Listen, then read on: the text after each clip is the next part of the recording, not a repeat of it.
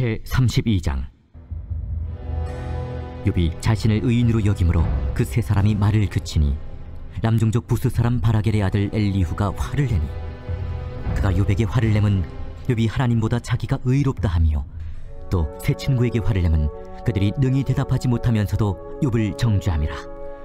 엘리후는 그들의 나이가 자기보다 여러 해 위이므로 욥에게 말하기를 참고 있다가 세 사람의 입에 대답이 없음을 보고 화를 내니라.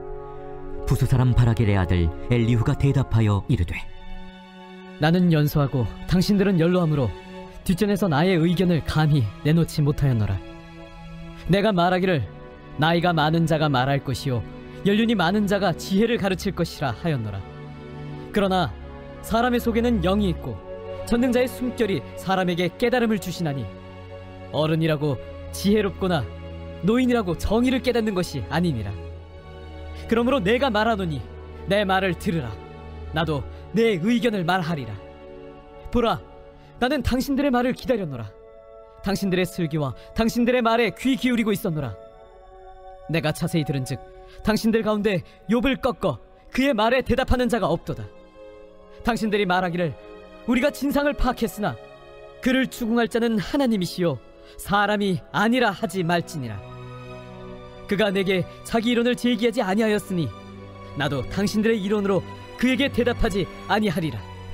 그들이 놀라서 다시 대답하지 못하니 할 말이 없음이었더라. 당신들이 말없이 가만히 있어서 다시 대답하지 아니한즉 내가 어찌 더 기다리라.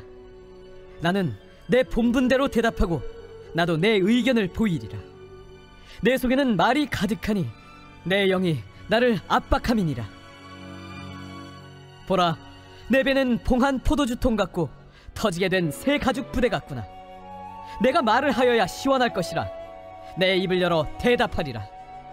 나는 결코 사람의 낯을 보지 아니하며 사람에게 영광을 돌리지 아니하리니 이는 아첨할 줄을 알지 못함이라.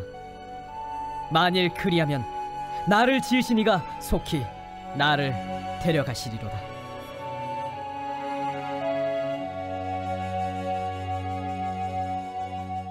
아멘. 할렐루야. 네, 오늘도 하나님의 평강과 은혜가 우리 성도님들의 삶에 가득 넘치기를 간절히 축원드립니다. 아멘. 오늘 본문을 보면 엘리후라는 인물이 새롭게 등장을 합니다. 그래서 32장부터 37장까지 6장에 걸쳐서 이 엘리후의 변론 부분으로 우리가 바라볼 수 있습니다.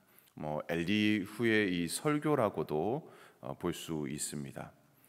그 6장에 4번에 걸쳐서 이야기를 하게 됩니다. 그 첫 번째가 이제 오늘 우리가 본 이 32장, 그리고 내일 보게 될 33장의 말씀입니다. 이 엘리후의 이 첫 번째 변론, 또 이 설교는 32장 오늘 본문에 보면 그가 어떤 인물인지에 대해서 이렇게 나와 있습니다. 엘리후가 스스로 나서서 이렇게 변론을 할 수밖에 없었던 그 이유에 대해서 말씀을 하고 있습니다. 이 엘리후가 어떤 인물인지 2절 상반절에서 이렇게 증거를 하고 있습니다. 2절 상반절을 함께 보겠습니다. 남종족 부스 사람 바라겔의 아들 엘리후가 화를 내니 라고 2절이 시작되죠. 이 성경 인물을 소개할 때에 그 가문이 나온다라는 것은 그래도 어느 정도 그 가문이 좀 잘 알려진 그런 집안임을 의미합니다. 또 이 엘리후라는 사람의 이름의 뜻이 그분이 나의 하나님, 그분이 나의 하나님, 이제 이런 이름의 뜻을 갖고 있어요. 또 그의 아버지는 여기 보니까 바라겔이라고 했는데 그 바라겔의 뜻도 하나님께서 복을 주셨다. 그러니까 하나님께서 복을 주셨다. 그분이 나의 하나님이다. 이제 이런 어떻게 보면은 굉장히 하나님을 잘 섬기는 그런 가족으로 믿음의 가문으로 보여지죠. 또한 엘리후가 람종족이라고 하였습니다. 이 람은 유다 지파의 이 다윗의 조상 중에 이 람이 있었습니다. 그리고 부스 사람이라고 하였는데 이 부스는 이 아브라함의 동생 나홀의 아들인데 우스와는 형제였습니다. 그러니까 지금 우스는 욥이 우스 땅 사람이었죠. 그러니까 엘리후의 조상과 이 욥의 조상이 형제라고 이렇게 볼 수가 있는 것이죠. 자, 그래서 이 엘리후의 가문은 신앙적인 이 전통 있는 가문이자 욥과 친족 관계로 이렇게 보여집니다. 이 욥이 재난당했다는 그 이야기를 듣고 아마 찾아오지 않았나라고 생각되어집니다. 이 자신의 정당함을 주장하고 있는 이 욥의 말에 엘리바스, 빌닷, 소발 이 세 친구가 더 이상 설득을 하지 못하자 이제 엘리후가 나타나서 말문을 여는 것이죠. 2절과 5절 말씀을 다시 한번 함께 보겠습니다. 제가 읽어드립니다. 람종족 부스 사람 바라겔의 아들 엘리후가 화를 내니 그가 욥에게 화를 내면 욥이 하나님보다 자기가 의롭다 하며 또 세 친구에게 화를 내면 그들이 능히 대답하지도 못하면서도 욥을 정죄함이라. 엘리후는 그들의 나이가 자기보다 여러 해 위이므로 욥에게 말하기를 참고 있다가 세 사람의 입에 대답이 없음을 보고 화를 내니라. 자, 여기 네 구절 말씀 속에서 엘리후가 화를 내었다라는 단어가 몇 번 정도 나올까요? 이렇게 세어보니까 한 4번 정도가 이렇게 나오더라고요. 그러니까 지금 화가 난 상태에서 말을 하게 되면 스스로의 감정을 통제하는 것이 어렵잖아요. 거친 말과 또 상대를 공격하는 말뿐만 아니라 하지 말아야 되는 그런 말을 하는 경우가 또 있습니다. 그래서 자신이 화가 난 것보다도 자신이 무분별하게 내뱉는 그 말로 인해서 더 큰 낭패를 당하거나 또 값비싼 대가를 지불해야 하는 경우가 많이 있습니다. 그래서 화가 났을 때는 언행을 멈추는 것이 지혜입니다. 우리가 잘 알고 있는 이 다윗이 사울 왕으로부터 쫓겨다닐 때에 마온 지방이라는 곳에서 이렇게 지내고 있었습니다. 다윗과 함께한 600명의 그 사람들과 그 지역에서 목축하는 사람들을 보호해주고 그들의 식량을 받아서 먹곤 했었습니다. 양털을 깎는 때가 되면은 이 마온 지역에 유지였던 나발이라는 사람의 집으로 부하 10명을 보냈습니다. 양떼를 지켜준 대가로 먹을 것을 요청한 것이었죠. 하지만 나발이 어떻게 대했습니까? 음식은커녕 다윗의 부하들을 모욕하는 말을 하고 돌려보냈죠. 사울에게 쫓겨나는 주제에 이렇게 이제 뭘 받으러 오느냐, 이제 뭐 이런 거죠. 화가 머리까지 이제 끝까지 난 다윗이 부하 600명 중에 400명을 데리고서 이제 그 나발을 죽이려고 이제 가는 거예요. 너무나도 이제 화가 난 거죠. 자, 그때 나발의 아내 아비가일이 음식을 맛있게 준비해 가지고 다윗에게 가서 다윗이 그 노를 누그러뜨리게 됩니다. 만약 그때 다윗이 화가 난 감정 그대로 행해서 나발을 죽였다면 다윗은 이스라엘의 왕이 되지 못했을 것입니다. 자기 동족에게 칼을 겨누는 사람을 왕으로 세우지 않았을 것이죠. 이처럼 우리도 감정이 격한 상태, 이 분노에 휩싸였을 때에 중요한 대화나 중요한 결정을 하지 않는 것이 바로 지혜라는 것이죠. 자, 그런데 엘리후의 말은 또 이렇게 이어집니다. 6절과 9절 말씀을 함께 봅니다. 부스 사람 바라겔의 아들 엘리후가 대답하여 이르되 나는 연소하고 당신들은 연로함으로 뒷전에서 나의 의견을 감히 내놓지 못하였노라. 내가 말하기를 나이가 많은 자가 말할 것이요 연륜이 많은 자가 지혜를 가르칠 것이라 하였노라. 그러나 사람의 속에는 영이 있고 전능자의 숨결이 사람에게 깨달음을 주시나니 어른이라고 지혜롭거나 노인이라고 정의를 깨닫는 것이 아니니라.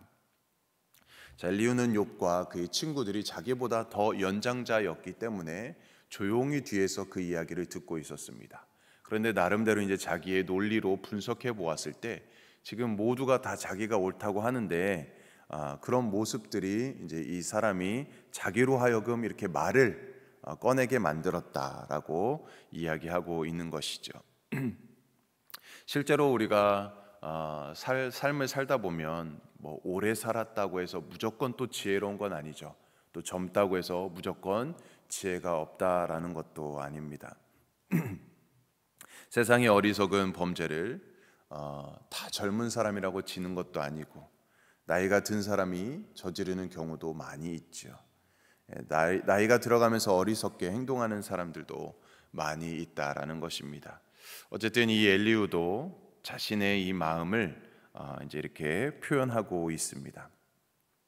자, 8절에서도 보면 엘리후는 전능자의 숨결이라고 이야기를 했습니다.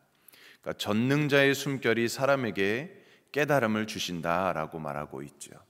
그러니까 이 말이 어떻게 보면은 가장 맞는 말이겠죠. 전능자의 숨결.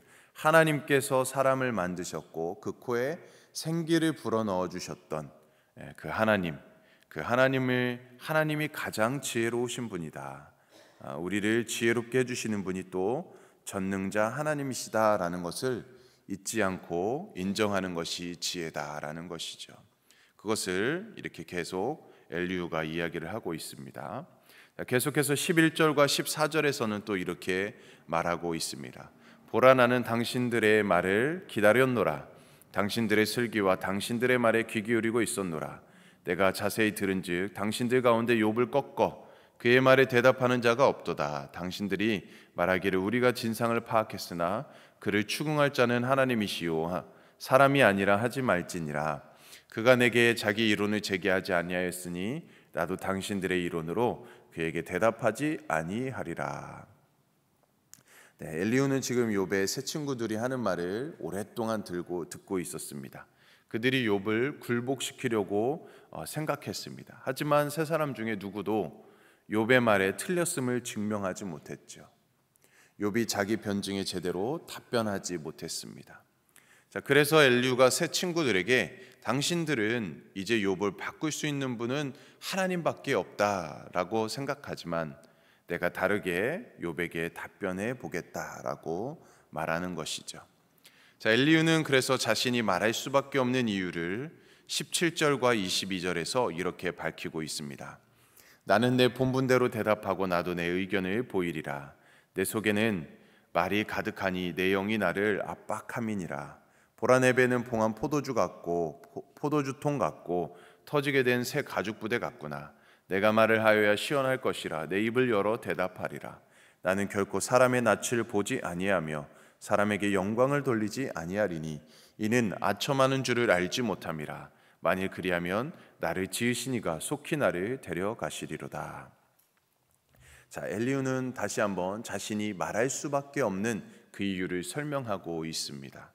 그러니까 가죽 부대에 담긴 포도주가 시간이 지날수록 부풀어 오르는 것처럼 자기 배라는 포도주통에 할 말이라는 포도주가 가득해서 이 말을 하지 않으면 금방이라도 터져버릴 것 같다라고 비유해서 이야기를 합니다. 또 자신이 말을 하지 않으면 전능자 하나님께서 자신을 데려가실 것 같다라고 말을 하고 있습니다. 욥의 친구들은 자신들의 모든 경험과 모든 지식과 모든 하나님에 대한 경험을 동원해서 욥을 바꾸려고 하였지만 실패했습니다. 또한 앞으로도 계속 살펴보겠지만 엘리후 말에는 굉장히 예리한 시각이 있습니다.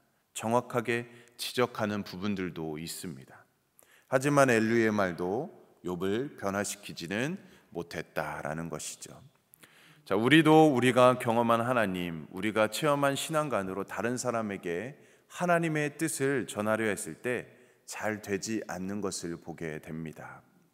우리의 말이 다른 사람을 바꾸거나 변화시키지 못함을 우리 스스로도 많이 깨닫게 됩니다. 왜일까요? 그것은 그 역사하시는 것은 하나님의 영역이기 때문입니다. 우리가 말을 한다면 다른 사람을 내 힘으로 바꾸기 위함이 아니라 나와 함께 하신 그 하나님에 대해서 담담하게 말하고 전하는 것이겠죠. 우리가 나누는 말이 어떻게 사용되는지 우리의 영역이 아니라 하나님의 영역이다라는 것을 우리가 잘 기억하셨으면 좋겠습니다. 요즘 우리가 살고 있는 이 시대에 아침에 눈을 떠보면 여러 가지 기사나 뉴스거리들, 신문에 실제로 우리의 삶의 영역에 예기치 않은 그런 사건과 사고들이 많이 일어나고 있습니다. 자, 그 일이 나에게, 우리에게 또는 다른 사람에게 왜 일어나는지 우리는 잘 모릅니다.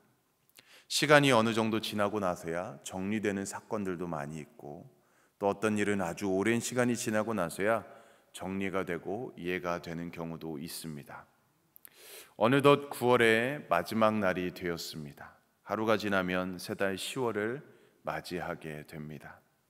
오늘도 우리는 하나님의 말씀을 기억하시면서 하나님께서 허락하신 우리의 삶의 자리에서 하나님께서 일하심을 우리가 기대하고 묵묵하게 우리 자신을 부인하고 우리의 주신 십자가를 지는 삶을 살기를 바랍니다. 단 하루만이 아니라 그것도 매일매일 우리가 우리 자신을 부인하고 우리에게 주신 십자가를 지는 것입니다. 그런 우리를 통로로 삼아서 하나님께서 우리의 가정과 우리가 속한 일터와 우리가 서 있는 그 자리를 새롭게 바꾸어 가실 줄 믿습니다. 우리를 통해서 하나님께서 놀라운 또 일들을 역사하실 것입니다. 오늘도 그 하나님의 영역을 우리가 인정하고 그 하나님의 은총 가운데 사시는 한날이 되시기를 주님의 이름으로 축복합니다. 아멘. 우리 함께 기도합니다. 하나님 아버지, 우리 신앙생활을 가만히 돌아보면 엘리후와 같을 때가 참 많이 있습니다. 한동안 다른 사람의 이야기를 깊이 들어주고 또 그 사람의 상황을 이해해주는 듯 하다가 어느 순간 내 생각과 내 경험을 총동원해서 상대를 바꾸어 보려곤 합니다. 상대가 내 생각하는 방향이나 내가 예상한 정도로 바뀌지 않을 때 의아해하거나 실망하곤 합니다. 우리의 생각이나 지식, 경험으로 상대를 바꾸려고 하는 어리석음을 벗어나게 하여 주시옵소서. 우리는 하나님과 다른 사람, 세상의 일에 대해서 아는 것이라고 지극히 작음을 고백합니다. 그런 우리의 알므로 다른 사람을 바꾸려고 하기보다는 하나님께서 마음과 정성을 다하여 우리에게 심어주신 그 가정과 일터, 우리 삶의 자리에서 자기를 부인하는 일과 자기 십자가를 지는 삶을 살아가게 하여 주시옵소서. 그 삶을 날마다 살아갈 수 있도록 인도하여 주시고 은혜 주시옵소서. 그때의 우리가 아니라 하나님께서 우리 가정과 우리 일터와 우리 삶의 자리를 바꾸어 가실 것을 확인하게 하여 주시옵소서. 오늘도 그 은총을 누리는 한날이 되게 하여 주실 줄로 믿습니다. 감사드리며 예수님의 이름으로 기도드립니다. 아멘. 오늘은 우리 남미 지역을 위해서 기도하는 날이죠. 우리 멕시코의 우리 라준영, 우리 방주의 선교사님을 위해서 함께 기도해 주시기를 원합니다. 귀한 사역의 현장에 또 열매들이 풍성히 맺어질 수 있도록 기도해 주시고, 또 우리 아르헨티나 김우진, 박경희, 강기한, 이옥 우리 선교사님을 위해서도 함께 은혜가 넘치도록 필요를 채워주시도록 우리 선교사님들을 위해서 기도해 주시기 원합니다. 또 우리 담임 목사님 총빈 과정 또 은혜 가운데 잘 진행되고 오시는 그날까지도 우리가 함께 기도로 중보해 주시기를 부탁드리고요. 또 우리 다음 세대를 위해서 기도해 주시고 또 우리 가정을 위해서 또 우리 개인의 기도 제목을 위해서 시간 주님의 이름 세 번 외치며 간절히 기도하겠습니다. 주여